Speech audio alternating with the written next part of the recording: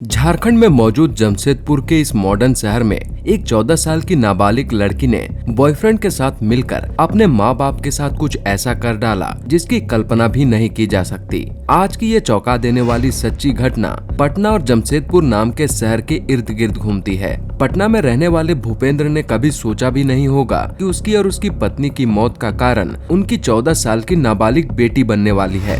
भले ही ये लड़की 14 साल की नाबालिग थी, लेकिन उसकी मर्दों की लत और अपने बॉयफ्रेंड से शारीरिक संबंध के लिए उसने अपने ही माँ बाप को मौत का ऐसा तोहफा दिया जिसे सुनकर आप भी हैरान हो जाएंगे। झारखंड में मौजूद जमशेदपुर के इस मॉडर्न शहर में रोजगार की तलाश में भूपेंद्र और सविता नाम का एक दंपत्ति आता है। लेकिन भूपेंद्र और सविता की कहानी की शुरुआत पटना से होती है। बिहार की राजधानी पटना में भूपेंद्र और सविता का एक छोटा सा परिवार था, जिसमें उसकी इकलौती बेटी इन दोनों की जान थी। अब तक उन दोनों की इकलौती बेटी ही थी, इसलिए दोनों अपनी बेटी की हर ख्वाहिश को पूरी करते थे। जैसे जैसे भूपेंद्र और सविता की बेटी बड़ी होती गई, वैसे वैसे उसके परिवार के खर्च भी बढ़ने लगे। भूपेंद्र कम पढ़े लिखे लोगों में थे, इसलिए पटना में उन्हें कोई बड़ा काम नहीं मिल पा रहा था। एक तरफ बेरोजगारी और दूसरी तरफ महंगाई का बढ़ता खर्च भूपेंद्र को अंदर ही अंदर परेशान करता रहता। एक दिन भूपेंद्र अपनी बीवी सविता से राय मशवरा कर कहीं बाहर काम ढूंढने जाने की बात करता है। नौकरी की तलाश में भूपेंद्र अपनी पत्नी और अपनी बेटी को लेकर अलग अलग जगह पर काम ढूंढने निकल पड़ता है। कभी दिल्ली,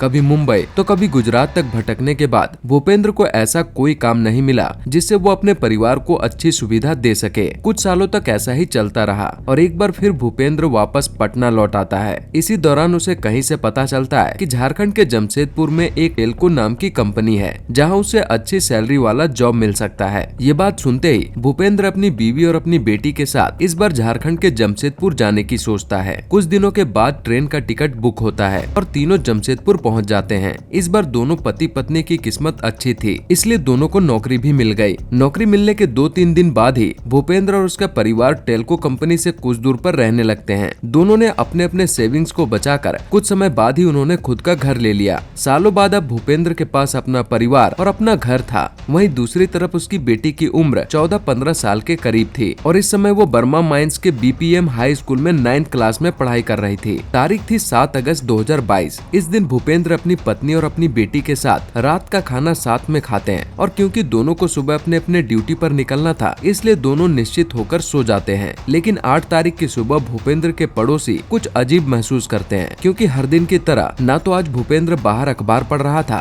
और ना ही उसकी पत्नी सविता झाड़ू लगा रही थी। पड़ोसियों के लिए चौंकाने वाली बात थी कि भूपेंद्र के घर का दरवाजा खुला हुआ था, लेकिन अंदर बिल्कुल सन्नाटा छाया हुआ था। भूपेंद्र और उसकी पत्नी का व्यवहार पड़ोसियों से काफी अच्छा था, इसलिए पड़ोसियों को इन दोनों की चिंता होने लगी। पड़ोसियों को कुछ संदिग्ध लगा, इसलिए बिना देरी किए वे घर के अंदर आंगन की तरफ चले जाते हैं। लेकिन वहाँ भी बिल्कुल सन्नाटा छाया हुआ था, जैसे घर में कोई नहीं है। आंगन से गुजरते हुए कुछ लोग जैसे ही भूपेंद्र के कमरे की तरफ जाते हैं, तब दरवाजे की चौखट पर खून के छींटे देखकर पड़ोसियों के होश उड़ जाते हैं। जब वे कमरे के अंदर जाकर देखते हैं तो अंदर का माहौल किसी क्राइम सीन से कम नहीं था। पूरा कमरा खून से लाल पड़ा था। यह खून किसी और का नहीं बल्कि भूपेंद्र और उसकी पत्नी का था। दोनों के सर पर किसी भारी चीज से मारा गया था, जिससे दोनों के सर में छेद हो चुका था। दिल दहला देने वाला यह मंजर जब पड़ोसियों ने देखा तो उन्होंने तुरंत नजदीकी पुलिस थाने को इसकी जानकारी दी। इस वक्त एक पड़ोसी का ध्यान उसकी 15 साल की बेटी की तरफ जाता है। जब पुलिस ऊपरी तौर पर लाश की शिनाख्त करती है तो पाती है कि दोनों पति पत्नी मर चुके हैं। पड़ोसियों की जानकारी के अनुसार अब पुलिस के लिए भी ये चौंकाने वाली बात थी कि आखिर 15 साल की नाबालिग लड़की कहाँ गई। पुलिस और पड़ोसियों का मानना था कि किसी ने आपसी रंजस का बदला लेने के लिए भूपेंद्र और उसकी पत्नी को मार डाला और उसकी बेटी को किडनैप करके ले गए। लेकिन इसके पीछे की कहानी कुछ और ही थी। पुलिस के लिए एक तरफ इस केस को सुलझाना था, वहीं दूसरी तरफ लड़की की जान को भी बचाना था। पुलिस ने तुरंत अपनी एक टीम को उस लड़की को ढूंढने में लगा दिया। घटनास्थल पर पुलिस और फोरेंसिक टीम अपनी अपनी जांच में लग गई। भूपेंद्र की डेड बॉडी बेड के गद्दे पर पड़ी थी और उसके सर के ऊपर तकिया रखा था। जब पुलिस ने डेड बॉडी को नीचे उतारा तब उसी गद्दे के नीचे खून से सना एक सुसाइड नोट मिला। इस सुसाइड नोट में लिखा था, मेरी माँ को ये शक था कि मेरे पिता का नाजायज संबंध मेरी बड़ी मम्मी से चल रहा है, इसलिए हर दिन मेरी मम्मी और मेरे पापा के बीच झगड़ा होता था। ऐसा ही झगड़ा कल भी हुआ। झगड़े में मेरे पिता ने मेरी मम्मी को मार डाला। ये बात मुझसे बर्दाश्त नहीं हुई और मैंने भी अपने पिता को मार डाला और अब मैं भी आत्महत्या करने जा रही हूँ। इस चौंकाने वाली सुसाइड नोट को पढ़कर पुलिस के लिए एक बात तो साफ हो चुकी थी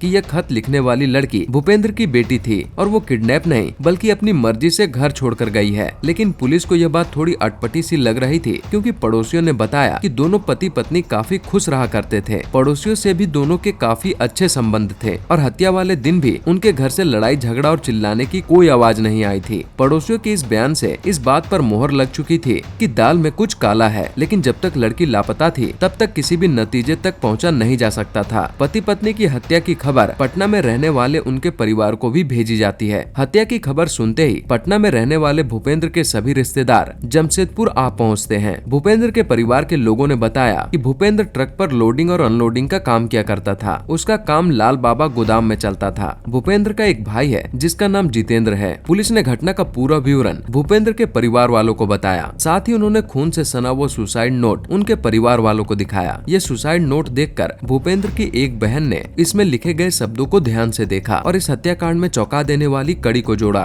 भूपेंद्र की बहन का कहना था कि इस चिट्ठी की हैंडराइटिंग उस लापता लड़की की नहीं है। वो इतनी शुद्ध हिंदी नहीं लिखती है और न ही वो लिखते समय इतनी गलतियां करती है, क्योंकि सुसाइड नोट में हर दूसरे तीसरे शब्द के बाद शब्दों को काटा गया था। इसलिए परिवार वालों का मानना था कि यह सुसाइड नोट किसी ने जबरदस्ती लिखवाया है। अब पुलिस के सामने एक दूसरी कहानी घूमने लगी, जिसमें उन्हें लगने लगा कि हो सकता है कोई चोरी करने के इरादे से घर में घुसा, पति पत्नी की हत्या की और जबरदस्ती 15 साल की नाबालिग लड़की से एक सुसाइड नोट लिखवाकर उसे किडनैप कर ले गए, ताकि पुलिस वाले लड़की को दोषी मानकर उसकी खोजबीन में ही उलझे रहे। खैर, इस हत्याकांड के पीछे हत्यारा जो कोई भी था, उसने एक ऐसा चक्रव्यूह रचा था जिसमें पड़ोसी से लेकर पुलिस वाले सभी उलझे पड़े थे। इसी बीच भूपेंद्र और उसकी पत्नी का पोस्टमार्टम रिपोर्ट पुलिस के टेबल पर आया और जब पुलिस ने इस पोस्टमार्टम रिपोर्ट को बारीकी से पढ़ा तब पुलिस को इस बार कई अहम जानकारी हाथ लगी, क्योंकि पोस्टमार्टम रिपोर्ट के अनुसार भूपेंद्र और उसकी पत्नी की मौत सर पर गहरी चोट लगने के कारण हुई थी। हैरान करने वाली बात थी कि दोनों के सर पर किया गया यह वार एक ही समय में किया गया था, जो किसी 15 साल की छोटी लड़की का काम नहीं हो सकता था। पुलिस अगर सुसाइड नोट में लिखे गए बात पर गौर करती तो हो सकता था कि भूपेंद्र ने अपनी पत्नी को मारा, इसलिए उसकी पत्नी के सर पर लगा चोट गहरा था। लेकिन नोट में लिखे गए बयान के अनुसार भूपेंद्र को उसकी 15 साल की बेटी ने मारा था। लेकिन 15 साल की एक छोटी लड़की के लिए इतना जोरदार चोट मारना नामुमकिन था। ये कुछ ऐसे तमाम सवाल थे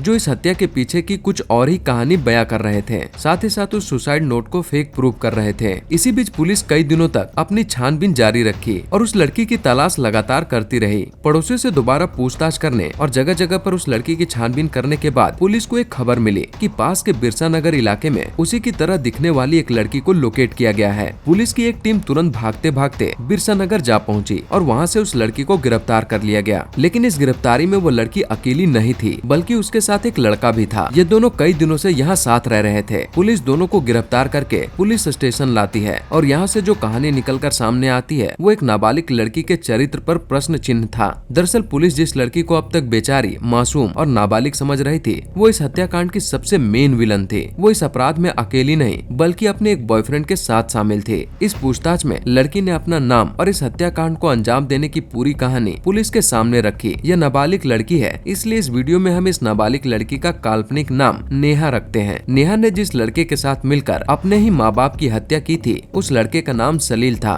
और वो दोनों एक दूसरे से प्यार करते थे। इस लड़के की उम्र शायद आपको चौंका सकता है, क्योंकि एक तरफ 15 साल की नेहा और दूसरी तरफ 37 साल का सलील। दोनों के बीच उम्र में 22 साल का अंतर था। सलील का अपनी उम्र से इतनी कम उम्र की लड़की की ओर आकर्षित होना अपने आप में एक शर्मिंदा कर देने वाली बात थी। सलील नेहा को काफी समय पहले से ही पसंद करता था। दोनों एक दूसरे के साथ एक लंबा समय गुजार चुके थे, लेकिन एक 37 साल के लड़के का 14 साल की लड़की से प्यार करने का कोई मतलब नहीं बनता था। मतलब था तो बस शारीरिक संबंध बनाना। इतने लंबे समय तक एक साथ रहने के बाद नेहा को भी शारीरिक संबंध बनाने की लत लग चुकी थी, क्योंकि दोनों की उम्र का यह गैप इन्हें शादी की मंजूरी नहीं दे सकता था। इसलिए अक्सर दोनों शारीरिक संबंध बनाने के लिए होटल में जाते थे। लेकिन नेहा की उम्र 18 साल से कम होने के कारण कोई भी होटल वाले उन्हें रूम देने से मना कर देते। लेकिन कुछ समय के बाद नेहा ने सलील के साथ अपनी ख्वाहिश पूरी करने और होटल में कमरा न मिलने की परेशानी का एक अचूक तोड़ निकाला और सलील से कहा कि मेरे घर में एक कमरा खाली पड़ा है, मेरे पापा उसे किराए पर लगाने के लिए ग्राहक ढूंढ रहे हैं। अगर तुम उनसे जाकर खाली कमरा किराए पर ले लो तो हमारी सारी प्रॉब्लम खत्म हो जाएगी। इसके बाद ना तो हमें छिप छिप कर मिलना पड़ेगा और ना ही हमें शारीरिक संबंध बनाने के लिए किसी होटल में आईडी प्रूफ दिखाने की जरूरत होगी और हम दोनों एक ही छत के नीचे सब कुछ कर सकते हैं और किसी को कानो कान खबर भी नहीं होगी। नेहा का यह आइडिया सलील के दिमाग में बैठ गया और अगले दिन सलील नेहा के घर पहुंचकर उसके पिता यानी भूपेंद्र से घर किराए पर लेने की बात करता है। लेकिन शुरू में भूपेंद्र कमरा किराए पर देने से मना कर देते हैं, लेकिन सलील एक बार और कोशिश करते हुए कहता है कि आप चाहो तो मैं थोड़ा ज्यादा किराया दे सकता हूँ। पैसों की बात आते ही भूपेंद्र सलील को किराए पर कमरा देने के लिए राजी हो जाता है। फिर क्या था, सलील और नेहा को एक छत के नीचे रहने का मौका मिल गया और भूपेंद्र को एक किराएदार मिल गया जो उसे अधिक पैसे देने को तैयार था। लेकिन जो आगे होने वाला था इस बात की भनक ना तो भूपेंद्र को थी और ना ही उसकी पत्नी सविता को। कमरा किराए पर लेने के बाद अब नेहा का प्रेमी उसके घर में अपनी 14 साल की गर्लफ्रेंड के साथ एक तरह से लिव इन रिलेशनशिप में रहने लगा। एक छत के नीचे रहने का यह सिलसिला कई महीनों तक जारी रहा। जैसे जैसे समय बीतता गया इन दोनों की हिम्मत और हिमाकत दोनों बढ़ने लगी। लेकिन इन कुछ महीनों के दरमियान नेहा के माँ बाप नोटिस करने लगे कि सलील का चाल ढाल और व्यवहार उसकी बेटी नेहा के लिए सही नहीं है। लेकिन भूपेंद्र ने सलील और नेहा के एज गैप को देखते हुए मन की शंका मानकर चुप रह गए। इस बात को कुछ दिन हुए थे कि इसी दौरान एक दिन भूपेंद्र ने अपनी बेटी और अपने किराएदार सलील को रंगे हाथों पकड़ लिया। अपनी बेटी के साथ ऐसी हालत में सलील को देखते ही भूपेंद्र का गुस्सा सर पर चढ़ गया और उसी समय भूपेंद्र ने सलील को घर से धक्के मारकर बाहर निकाल दिया। वहीं दूसरी तरफ उसने अपनी बेटी को भी डांटा, फटकारा और सलील से दूर रहने को कहा। लेकिन नेहा को अब तक सलील की ऐसी आदत लग चुकी थी कि उसके लिए उसकी माँ बाप की सलाह उसे जहर की तरह लगने लगी थी, क्योंकि कहीं न कहीं नेहा सलील से शादी करना चाहती थी। लेकिन सलील के मन में क्या था ये कोई नहीं जानता था। इतना सब कुछ होने के बाद भी नेहा सलील के कांटेक्ट में थी। घर से कोई बहाना करके नेहा अक्सर सलील से मिलने जाया करती और नए मोबाइल नंबर से उससे बात भी किया करती। लेकिन दोनों को यह बात पता थी कि आज नहीं तो कल ये बात भूपेंद्र को पता चल जाएगी और उनकी चोरी पकड़ी जाएगी। इसलिए दोनों ने एक साथ रहने के लिए एक बार फिर से एक जबरदस्त प्लान बनाया। इस बार प्लान घर से भागने का था। प्लान फिक्स होने के बाद 7 अगस्त 2022 को सलील रात के 2:30 बजे नेहा के घर पहुंचता है। इधर नेहा अपनी पूरी तैयारी के साथ बैठी थी, लेकिन रात के अंधेरे में कुत्ते की भौंकने की आवाज से भूपेंद्र की नींद खुल गई और जब उसने बाहर आकर देखा तो सलील और नेहा को सामान के साथ घर से निकलते देख लिया। लेकिन इससे पहले कि भूपेंद्र उन दोनों से सवाल जवाब करते, उससे पहले ही सलील ने भूपेंद्र के सर पर एक हथौड़े से जोरदार वार कर दिया। हथौड़ा इतना जोरदार तरीके से मारा गया था कि एक ही हथौड़े में भूपेंद्र जमीन पर गिर पड़े। दूसरी तरफ मारने पीटने और चीखने चिल्लाने की आवाज सुनकर सविता की भी नींद खुल गई। सविता अपने पति की ऐसी हालत देखकर बिल्कुल सुन पड़ जाती है और वो भी चीखने की कोशिश करने लगती है, लेकिन उसके गले से आवाज निकलने से पहले ही नेहा पास में रखा कुकर उठाकर अपनी माँ के सर पर मारती है। लेकिन फिर भी सविता अपने पैरों पर खड़े होकर पड़ोसी को आवाज लगाने की कोशिश करती है और दूसरी बार सलील नेहा से प्रेशर कुकर लेकर सविता के सर पर तब तक मारता रहता है जब तक सविता की मौत नहीं हो जाती। अब यह मामला इतना आगे बढ़ चुका था कि अब इन दोनों का बचना नामुमकिन था। इसलिए एक बार फिर से दोनों ने मिलकर एक और प्लान बनाया। दरअसल यह प्लान नहीं बल्कि इन्होंने अपने बचाव के लिए एक कहानी तैयार की और इस कहानी का मेन किरदार सुसाइड नोट था, जो पुलिस की छानबीन के दौरान बिस्तर के नीचे मिला था, जिसका जिक्र हमने वीडियो की शुरुआत में किया था। ये सुसाइड नोट नेहा ने सलील के कहने पर लिखा था। घर में 2 लाश पड़े होने के बावजूद सुसाइड नोट लिखने के दौरान नेहा बार बार गलती कर रही थी। जब पुलिस को यह सुसाइड नोट मिला उसमें कई शब्द लिखकर काटे गए थे, जिससे पुलिस की एक थ्योरी के अनुसार सुसाइड करने वाला कोई भी व्यक्ति बड़ी फुर्सत से बैठकर सुसाइड नोट लिखता है, इसलिए उसके लिखे गए सुसाइड नोट में गलती होने की गुंजाइश बहुत ही कम होती है। फिर ऐसे में नेहा ने अपने सुसाइड नोट में इतनी सारी गलतियां कैसे की, यह बात पुलिस को अटपटी लगी। वहीं दूसरी तरफ पुलिस के जांच के दौरान दोनों दंपति की हत्या करने में प्रयुक्त हथौड़ा और प्रेशर कुकर को घटना स्थल से बरामद किया गया, जिस पर केवल इन्हीं दोनों के फिंगरप्रिंट थे। पुलिस ने पूरे कांड का खुलासा करते हुए 14 साल की नाबालिग नेहा